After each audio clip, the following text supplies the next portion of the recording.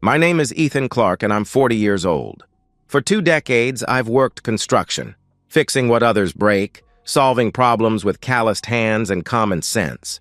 I manage repair crews now, but I still remember the weight of a hammer, the satisfaction of something broken made whole again. It's honest work. You can't lie to a foundation. It either holds or it doesn't. 5 years ago, I married Madison Hall. She was 33 then, a corporate strategist at one of those glass towers downtown where everyone wears suits that cost more than my truck payment. We met at a charity fundraiser. My company was doing pro bono renovation work for a shelter, and I was there installing track lighting. She was there networking, champagne flute in hand, designer dress catching the light I'd just installed. "You're the one making this place shine," she said to me, and I thought she meant the lighting. Later, she told me she meant me. The attraction was immediate despite our different worlds. Maybe because of them. She said she loved how straightforward I was. No corporate games, no double-speak. Just yes or no, broken or fixed, truth or lies. I admired her ambition, the way she commanded a room, how her mind worked 3 steps ahead of everyone else. We balanced each other, or so I thought. Our house sits in the suburbs. 3 bedrooms, 2 baths, nothing extravagant. I did most of the renovations myself. Rebuilt the deck, installed crown molding, converted the garage into a proper workshop. Madison would bring me coffee while I worked, kiss my dusty forehead, tell me how lucky she was to have a husband who could build things instead of just talk about them. We never had children. Madison's timeline didn't allow for it. Senior management by 40, partner track by 45. "After I make partner," she would say, "then we can talk about babies." I respected that. Some men wouldn't, but I've never been the type to force my timeline on anyone else. Our routine was comfortable. I'd leave at dawn for job sites, steel-toed boots and thermal coffee mug. She'd leave an hour later, clicking across our hardwood floors in heels that announced her presence before she entered any room. We'd reconvene at dinner, sometimes home-cooked, often takeout, sharing our days. Her corporate battles, my technical problems, different languages, but we translated for each other. 6 months ago, the translation stopped working. It started with small things. New perfume, something French I couldn't pronounce. Lingerie purchases that never made appearances in our bedroom. She started caring about her appearance in ways she hadn't in years. The gym became religious. Her phone, once casually left anywhere, became an extension of her hand. "New boss," she explained when I asked about the late nights. "Vincent Cox, he's restructuring the entire department." I need to prove myself, Vincent Cox. Even his name sounded like everything I wasn't. Smooth, sophisticated, probably never held a tool heavier than a Mont Blanc pen. Madison would mention him casually at first. "Vincent thinks we should pivot our strategy," she'd tell me. "Vincent has this interesting theory about market penetration," she'd add. Then the mentions became more frequent, more animated. Her eyes would light up describing his business acumen. When she talked about our weekend plans, that light dimmed. Our intimate life, once satisfying if predictable, became a scheduled obligation. When I reached for her, she'd claim exhaustion. When she initiated, it felt performative, like she was checking a box on her to-do list. Twice I caught her checking her phone during, claiming it was work emergencies. The 3rd time I stopped trying. I'm not naive. 20 years on construction sites teaches you about men and marriages. I've seen enough good men destroyed by bad women to recognize the signs. The locked bathroom door during phone calls. The sudden interest in client dinners that somehow always ran late. The way she'd angle her phone screen away when I entered the room, fingers flying across the keyboard before clicking it dark. But I'm also methodical. You don't tear down a wall without knowing if it's load-bearing. You don't accuse without proof. So I watched. I made mental notes. Her Tuesday evening conference calls taken in the garage. The weekend strategy session that required a new dress. The smile, soft, secret, nothing like the one she gave me anymore, that bloomed across her face when her phone buzzed. Last Tuesday, she came home at midnight. I was in the kitchen, laptop open, pretending to review work schedules. "You're up late," she said to me, not quite meeting my eyes. "Big project tomorrow." "You?" I replied. "Vincent needed help with the Horizon presentation," she answered. She set her purse down, careful not to let it tip. I'm exhausted. Going to shower and crash. I watched her walk upstairs, noticed her hair was already damp at the roots, noticed the faint bruise on her neck that her concealer couldn't quite hide, noticed she was carrying her heels instead of wearing them. After her shower, her second of the evening apparently, she kissed my forehead and went to bed. I sat alone in our kitchen in the house I'd renovated with my own hands, at the table I'd built from reclaimed wood, and made a decision. I opened my laptop and typed, "Private investigators near me." The search results loaded quickly. Discreet, confidential, experienced. Words that promised answers to questions I wasn't sure I wanted to ask, but needed to. My finger hovered over the mouse. Once I clicked, there would be no unknowing what I learned. Some doors once opened can never be closed again. I thought about our wedding day, Madison in white, promising to forsake all others. I thought about trust, about vows, about the difference between paranoia and preparation. Then I thought about that bruise on her neck. I clicked the first result and began filling out the contact form. Name, phone number. Brief description of services needed. The email confirmation arrived with a soft ping that felt louder than it should in the empty kitchen. Whatever I found, there was no going back from this moment. The foundation of my marriage was already cracked. Now I would find out if it could be repaired, or if it needed to be demolished completely. I closed the laptop and climbed the stairs to our bedroom. Madison was already asleep, turned away from my side of the bed, her phone charging on her nightstand, password protected and full of secrets. I lay beside my wife of 5 years and wondered when she'd become a stranger. Wondered if she'd ever really been anything else. Wondered what price I'd pay for the truth. Some doors once opened can never be closed again, but some doors need to be blown off their hinges. The investigator's office sat above a dry cleaner in a strip mall nobody noticed. Perfect for a business built on being invisible. Dylan Murphy, former police detective, 15 years of seeing marriages implode. He didn't judge. He didn't comfort. He just delivered truth, documented and time-stamped. I need 4 things from you, he said, sliding a form across his cluttered desk. Her schedule, vehicle information, workplace address, and 2 weeks' payment up front. Cash preferred. I'd come prepared. 3,000 in hundreds.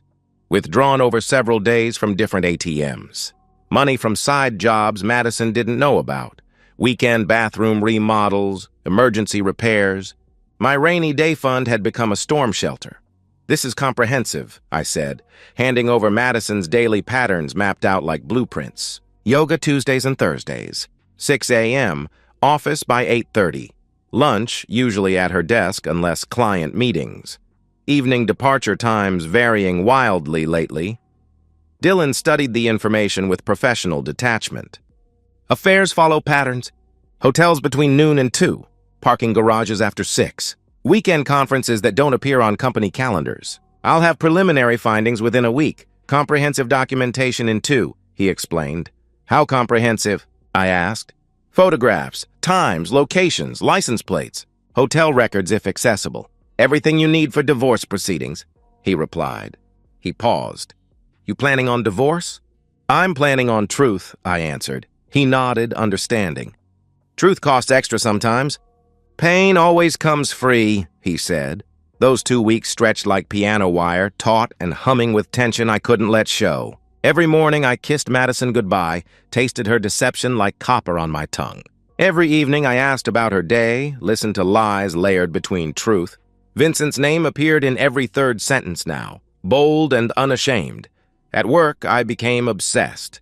Every measurement exact, every angle perfect, every joint seamless. My foreman, Jerry, 23 years in the trade, noticed. You're cutting lumber like it owes you money, he observed during lunch break. Just focused, I replied. Focused is good. Whatever you're working through, handle it clean. Seen too many men handle it dirty, he advised. I thought about that word, clean. Nothing about this felt clean, but it would be precise, methodical, documented. 10 days in, Dylan called. Coffee shop on Riverside. 20 minutes, he said. I told Jerry I had a dental appointment, drove across town with my heart hammering against my ribs. Dylan was already there, manila envelope thick as a brick beside his black coffee. "You're not going to like this," he warned, sliding the envelope across the Formica table. "But you need to see it." My hands were steady as I opened it. 20 years of construction teaches you to control your body even when your mind is screaming. The first photograph stopped my breath. Madison entering the Marriott downtown, Tuesday, 12:47 p.m. Vincent Cox's hand on the small of her back, proprietary and familiar. The second photo, them at the registration desk, her laughing at something he said. The third, leaving 3 hours later, her hair different, her makeup smudged, his tie loosened. I flipped through them methodically. Multiple hotels over 2 weeks. His Mercedes in empty parking garages, windows fogged. A conference room after hours. Madison perched on the desk edge, skirt hiked, Vincent between her legs. Both laughing like they'd invented joy. The last set destroyed me. Vincent pressing Madison against his car. Her fingers in his salt and pepper hair, his hands gripping her waist like she belonged to him. The kiss was hungry, desperate, nothing like the mechanical pecks she gave me. "There's more," Dylan said quietly. He pulled out a typed report. "Vincent Cox, 45, married 17 years. Wife's name is Patricia, 2 daughters, 14 and 16. He makes 3 times your wife's salary. This isn't his first affair, according to sources, but your wife seems special.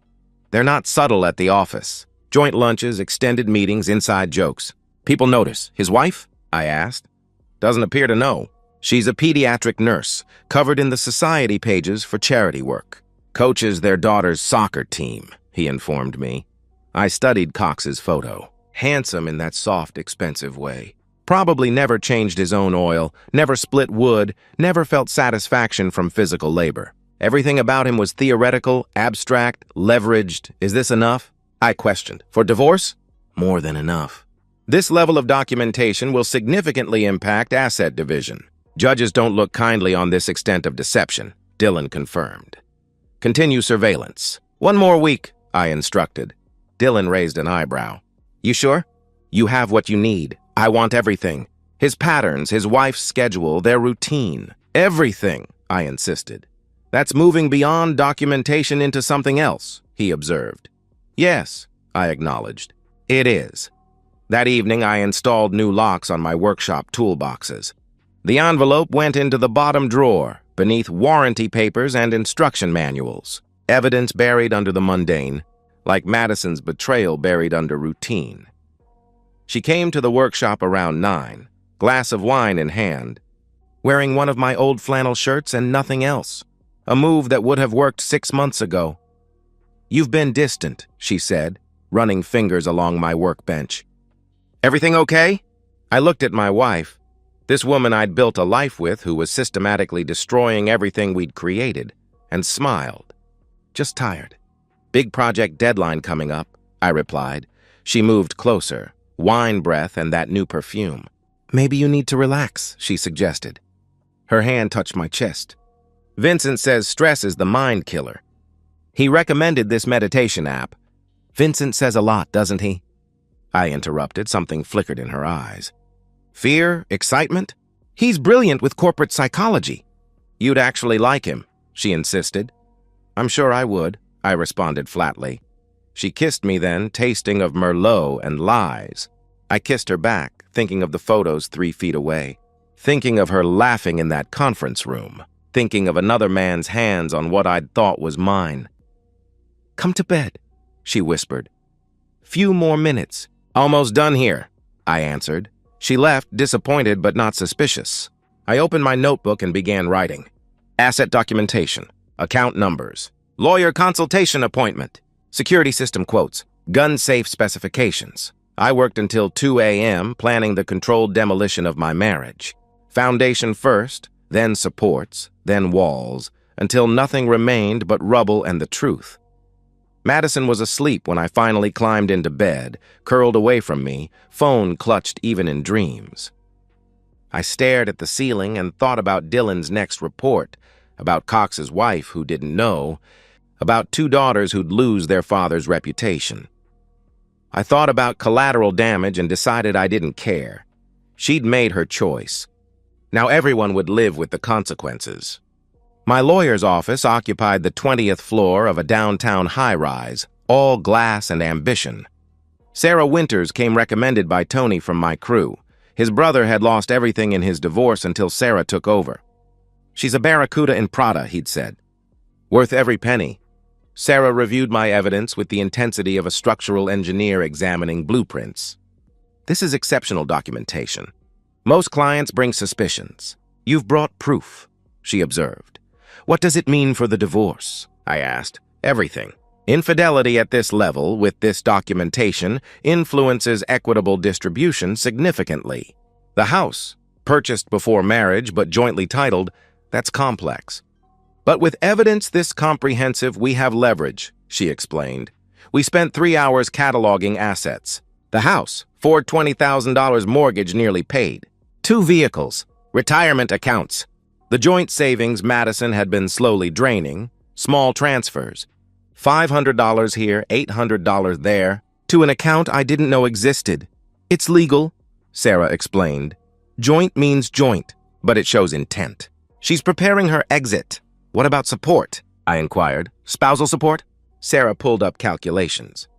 "With her income exceeding yours by 40%, you could qualify. It would hurt her monthly." "No, I don't want her money. I want her to have nothing of mine," I stated firmly. Sarah smiled, sharp as a blade. "Then we protect your assets. Everything premarital stays yours. The house becomes the battleground," she said. "I'll win that battle," I assured her. "With this evidence?" "Yes, you will," she confirmed. "The security system installation took a weekend. I told Madison it was about recent break-ins. Partially true, 3 houses hit in the last month." "Seems excessive," she commented, watching me mount cameras. "We have nothing worth stealing." "Peace of mind is worth something," I replied. 8 cameras total. Every entrance, living room, kitchen, hallway, driveway. Cloud backup, motion activation, audio recording capability. I installed them myself, ensuring perfect angles, testing sight lines like a sniper positioning. "The app lets you monitor from anywhere," I explained to her, showing her the interface. "See? You're making coffee." She waved at the camera, playful. If she'd known what those cameras would capture, she would have smashed every lens. The gun safe arrived Thursday. Biometric lock, fire-resistant, bolted to the closet floor. My Glock 19, purchased years ago, cleaned and maintained weekly. The permit current, training documented, everything legal. "Since when are you a gun nut?" Madison asked, finding me organizing ammunition. "Since break-ins increased." "Better safe than sorry," I answered. "Vincent thinks guns are compensation for—" she started. "I don't care what Vincent thinks," I cut her off. She studied me, something calculating in her expression. "You've been different lately." "Harder," she observed. "Work stress," I deflected. "Maybe we should talk to someone." "Couples therapy," she suggested. I almost laughed. "Sure, set it up," I said. She never did. Dylan's continued surveillance revealed patterns within patterns. Madison and Cox met Tuesdays and Thursdays consistently, plus Saturdays when she claimed client conferences. The hotels varied, but the timeline didn't. 2 to 4 hours. Room service sometimes, always leaving separately. But the most valuable intelligence came unexpectedly. Cox's wife, Patricia, worked regular shifts at Children's Hospital. Their daughters attended private school, soccer practice Mondays and Wednesdays. Cox himself lived dangerously, using his corporate card for hotels, expensing meals with Madison as client development. "He's arrogant," Dylan observed. "Believes he's untouchable. That's exploitable." I documented everything in a composition notebook, cross-referencing with bank statements, creating timelines. Evidence of my presence at home, receipts, text messages, photos I'd sent Madison of dinners I'd cooked while she was working late. If she tried painting me as absent or neglectful, I'd have proof otherwise. Madison grew bolder as weeks passed. She'd mention Vincent constantly now, testing boundaries. "Vincent's marriage is basically over," she announced one evening, apropos of nothing. "He stays for his daughters, but there's no love there." "That's sad," I commented, not looking up from my laptop. "Is it? Maybe it's sadder to pretend. Maybe honesty is better, even if it hurts," she pressed. "Depends on the honesty," I replied. She came closer, wine glass in hand. Always wine now. Liquid courage.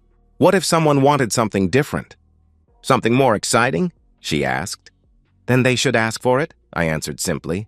What if they were afraid? She continued. I looked at her then. Really looked. She was building towards something, gathering courage or justification. Fear is just another problem to solve. You identify it, plan around it, execute the solution, I explained. She nodded, disappointed by my pragmatism. She wanted philosophy, got engineering. That night, she tested another boundary. Would you ever consider an open relationship? She asked. No, I answered immediately. Just no. No discussion, she pressed. No discussion needed. I believe in contracts. Marriage is a contract. Terms were clear, I stated. Contracts can be renegotiated, she argued. Or terminated, I countered.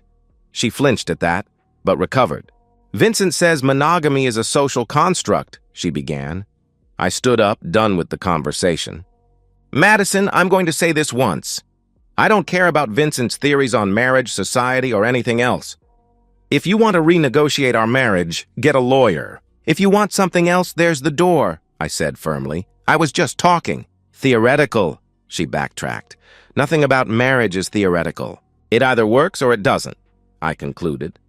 She dropped it, but I saw the decision crystallizing in her eyes. She wasn't asking permission anymore. She was building justification for something already decided. Jerry noticed my transformation at work. You're different. Quieter, but sharper. Like you're waiting for something, he observed. Maybe I am, I acknowledged. Whatever's coming, you look ready for it, he said. I've been getting ready for weeks, I confirmed. Need backup? He offered. No, this is mine to handle, I declined. He gripped my shoulder. Solidarity among men who work with their hands, who understand that some problems require permanent solutions. The final phase began when I created backup documentation. Every text saved, every email archived, every receipt cataloged. I opened a safety deposit box at a bank Madison didn't know about, stored copies there. If she tried to destroy evidence, I had redundancy. One evening, I sat in my truck outside our house, watching through security cameras as Madison moved through our kitchen. Phone pressed to her ear, gesturing animatedly. Cox, certainly. She was laughing, head thrown back, free in a way she never was with me anymore. I pulled up the audio, listened to her side of the conversation. Thursday works, she was saying. No, he won't suspect. Then laughing, Vincent, you're terrible. I can't wait. The trap was perfect. Cameras positioned, evidence documented, lawyer prepared, assets protected. All I needed was the trigger moment.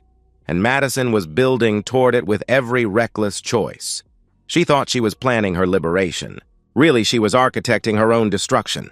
Every text, every meeting, every lie added another bar to the cage she didn't know she was building. I put the truck in gear, drove around the block once more, then pulled into the garage. Madison met me at the door, kissed my cheek, asked about my day. I played my part. Tired husband, unaware cuckold, blind to betrayal. Dinner's in the oven, she informed me. I have a late call with Vincent about the Horizon project. On a Thursday night? I questioned. Big presentation tomorrow. Has to be perfect, she explained. Of course, I said. She disappeared upstairs. I sat at the kitchen table, the same spot where I'd hired the investigator, and smiled. She had no idea she was living in a surveillance state of one. No idea that every kiss, every lie, every secret call was building the case against her. The question wasn't if she'd make the fatal mistake. It was when. Thursday, 6:17 p.m. I remember the exact time because I checked my phone before walking through the garage door. 10 hours of installing commercial HVAC systems, covered in dust and insulation fibers, exhausted in that satisfied way that comes from honest labor. The Mercedes in my driveway stopped me cold. Black, pristine dealer plates still attached. I knew that car from surveillance photos. My pulse steadied. This was it. I entered through the garage, dropping my work bag deliberately loud. Let them know I was home. Let them scramble or stand firm. Either way, the cameras were recording. They were in the living room. Madison on the couch, Vincent Cox beside her, that practiced corporate proximity, not quite touching but intimately close. She stood when I entered, and I saw something in her face I'd never witnessed before. Cold entitlement. Cox stood too, positioning himself slightly forward. Protective or possessive, with men like him, there's no difference. His suit probably cost more than I make in a week. Soft hands, manicured nails, the kind of man who'd never thrown a real punch. "Ethan," Madison said, voice artificially calm. "We need to talk." I nodded, said nothing, sat in my recliner across from them. The cameras captured every angle. I kept my expression neutral, hands visible, unthreatening. Let them hang themselves. Madison took a breath. She'd rehearsed this. "I've been unhappy." "We both have." "You must feel it. The distance, the routine." "We're roommates, not lovers," she began. Still, I said nothing. Silence is a tool. Most people can't handle it. "I've found something with Vincent," she continued, emboldened by my calm. "Something exciting, passionate. What we had? It's been over for months." "Years," Cox added, though he'd known my wife for 6 months at most. Madison shot him a look, but continued. "I don't want to hurt you, but I also can't live a lie anymore," she said. "What do you want?" I asked, voice level. She glanced at Cox, gathering courage. "I want honesty. I want us to acknowledge what this marriage really is. A partnership. Financial, domestic. But emotionally? Romantically? That part needs freedom," she explained. "Freedom?" I repeated. "An open marriage," she said quickly. "Vincent and I will continue seeing each other, openly. He'll visit, we'll have our time, but I'll still be your wife. The house, our life together, that continues, just expanded." The audacity was breathtaking. I leaned forward slightly. "How often?" I asked. "What?" She responded, confused. "How often would Vincent visit my house?" I clarified. She brightened, mistaking questions for negotiation. "Twice a week? Maybe Saturdays sometimes." "We'd be discreet," she offered. "But not secret?" I pressed. "No, that's the point."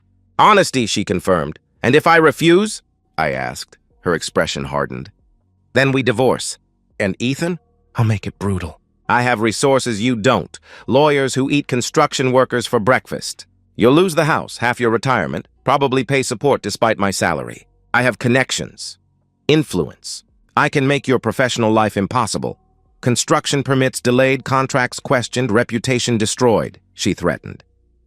Cox stepped forward, adding his own threat. "Be smart about this, Ethan. Madison's offering you a gift, keeping your life intact while accepting reality. Most men in your position would be grateful," he said condescendingly. "My position?" I questioned. "Look at yourself." "Then look at her. You're a laborer. She's ascending corporate ranks. You fix toilets. She shapes strategies. Did you really think you could keep her?" He sneered. I stood slowly. Both tensed. "Wait here," I said. I walked to my office, retrieved the manila envelope from my briefcase, returned and dropped it on the coffee table with a satisfying thud. "Before you finish threatening me," I said quietly, "you should see what I know." Madison reached for it, confused. I watched her face transform as she opened it. The photos spilled out. Hotels, cars, conference rooms, parking garage embraces, timestamps, dates, locations, weeks of evidence. "What is this?" Her voice cracked. "The truth. I've known for over a month. Hired an investigator the night you came home with another man's mark on your neck. I have everything. Hotels, times, even your credit card records for lingerie you never wore for me," I revealed. Cox grabbed the photos, face reddening. "You had us followed?" "You pathetic," he started. "Documented." "There's a difference.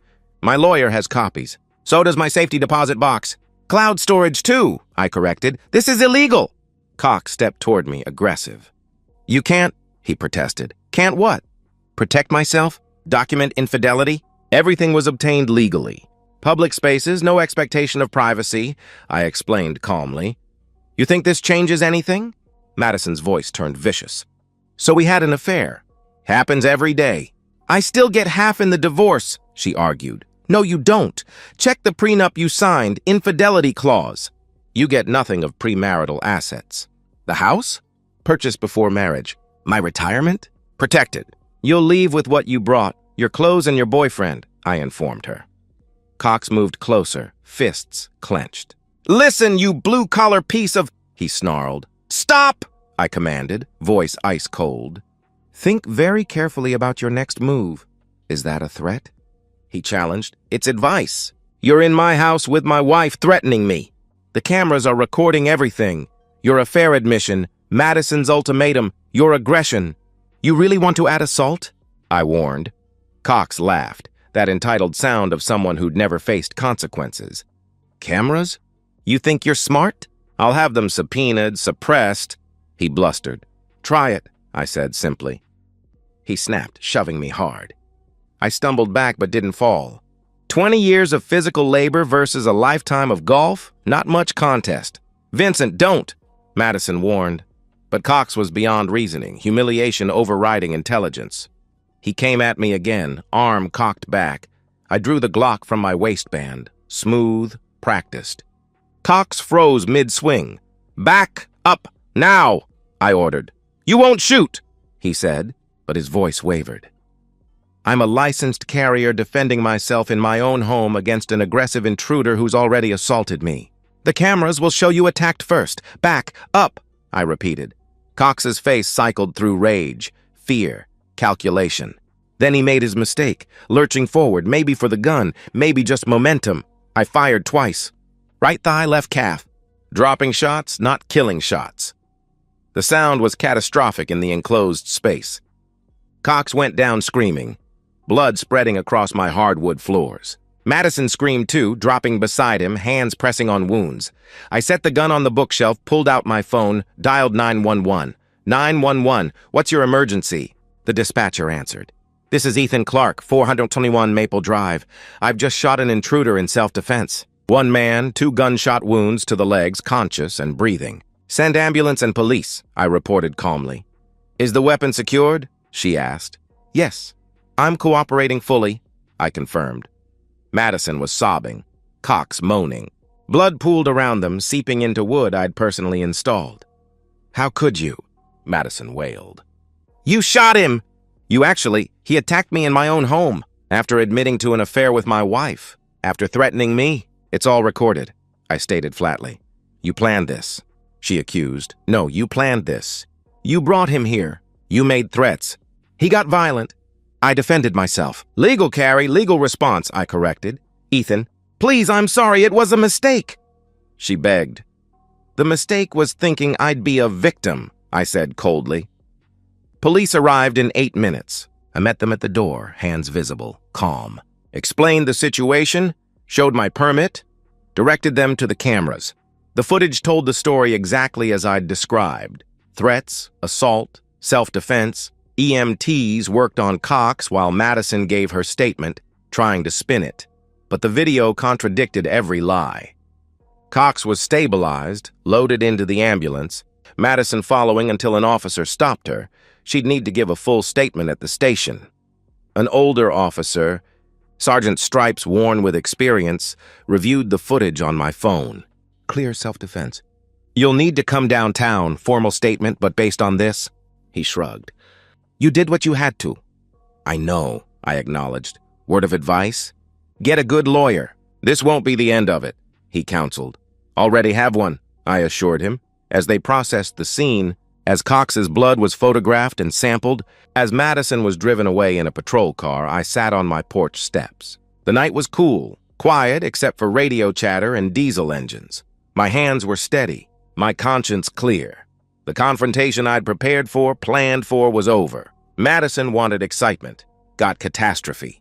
Cox wanted to intimidate, got shot. They'd gambled everything on me being weak, predictable, defeatable. They'd bet wrong. The house would need professional cleaning. The floors might need replacing, blood soaks deep into wood. But I'd rebuilt before. I could rebuild again. The police tape would come down eventually. The blood would be cleaned. But what happened in my living room tonight would echo through Madison and Vincent's lives forever. I'd made sure of that. Now I just had to watch them fall apart, piece by piece. 3 months later, the dust had settled into a new landscape I'd carefully orchestrated. The divorce finalized in record time. Sarah Winters presented our case. Surveillance documentation, financial records, security footage of the confrontation. The judge, a woman who'd seen enough broken marriages to recognize patterns, reviewed everything with barely concealed disgust. Mrs. Clark, the judge addressed her. Using Madison's soon-to-be former name, the evidence of infidelity is overwhelming. Combined with the attempted coercion documented on video, I find no grounds for equitable distribution beyond standard marital assets. Madison got nothing. The house remained mine, my retirement untouched. She walked away with her personal belongings, her car, and whatever remained in her secret account. About $12,000. "This isn't fair," Madison whispered to her lawyer, loud enough for me to hear. Fair. As if anything about our marriage's destruction had been fair. Vincent Cox's situation unfolded like a demolition in slow motion.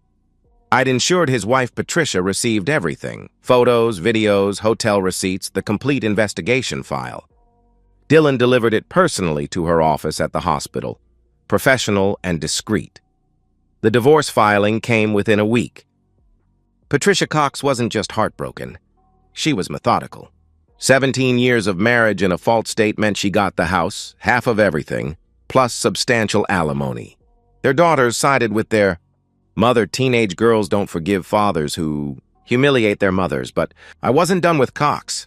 The evidence package I sent to his firm's board of directors was comprehensive. Supervisor-subordinate relationship, company resources misused, ethics violations documented across 4 months. The corporate world that Cox thought protected him turned cannibalistic. He was terminated for cause, no severance, no recommendation, his corporate reputation incinerated. Madison's termination followed 2 days later. Misconduct, they called it. Word spreads in corporate circles like fire through dry timber. Within weeks, both were professionally radioactive. The shooting investigation concluded without charges. Clear self-defense, the district attorney determined. Cox's own statement, given from his hospital bed, confirmed he'd been the aggressor. The security footage was undeniable. He'd entered my home, admitted to an affair with my wife, threatened me, then attacked. My response was proportional and legal. Cox's recovery took months. Both surgeries were successful, but the nerve damage was permanent. He walks with a pronounced limp now, chronic pain his constant companion. The physical therapy bills alone destroyed what remained of his finances after the divorce.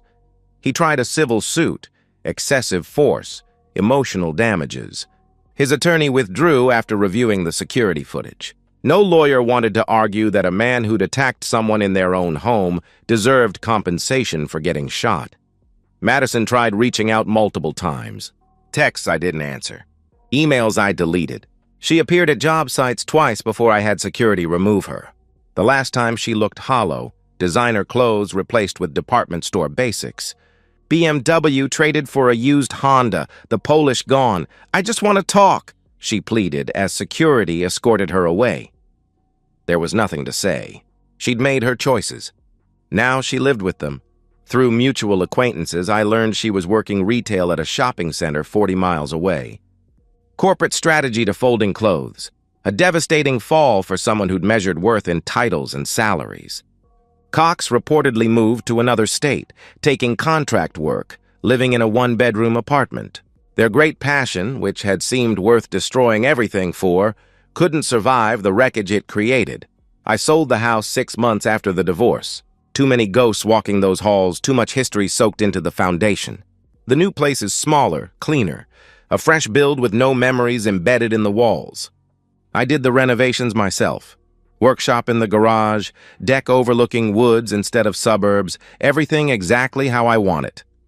Work continued as it always had.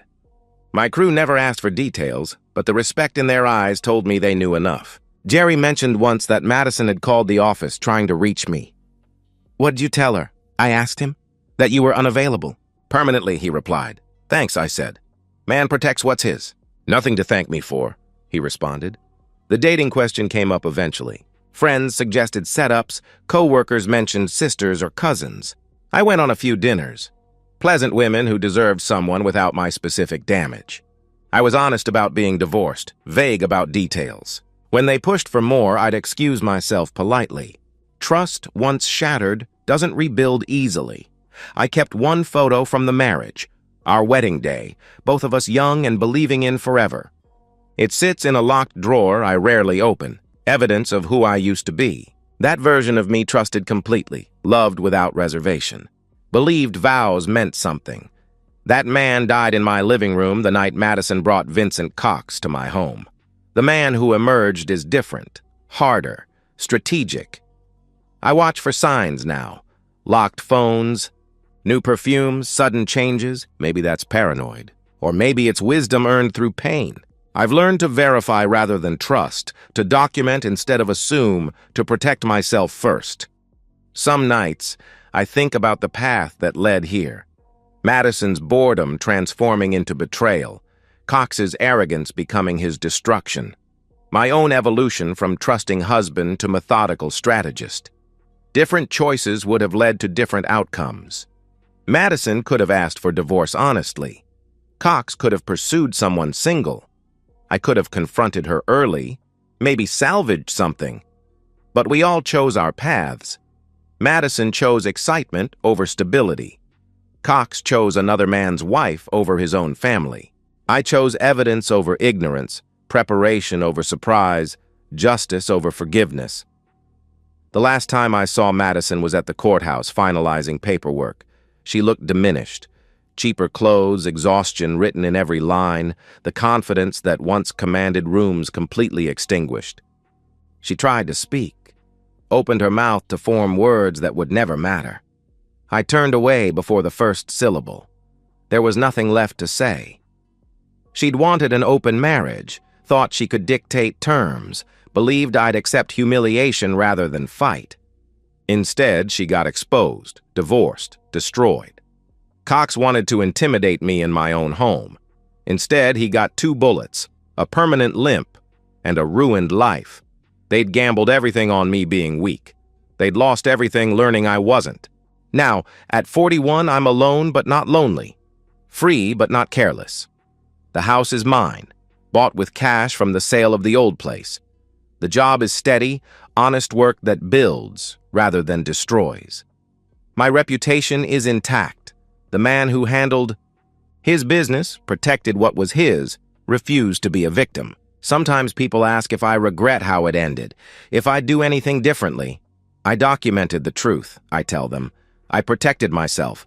I ensured consequences. I regret nothing. Madison Hall thought she'd found passion worth any price. Vincent. Cox thought he could take what wasn't his without consequence. They learned that some prices are too high, some consequences are permanent, and some men refuse to break. I'm Ethan Clark. I fix things for a living. When my marriage broke beyond repair, I didn't try to fix it. I demolished it completely, then built something better from the rubble. Something that belongs only to me. Something nobody can ever take again.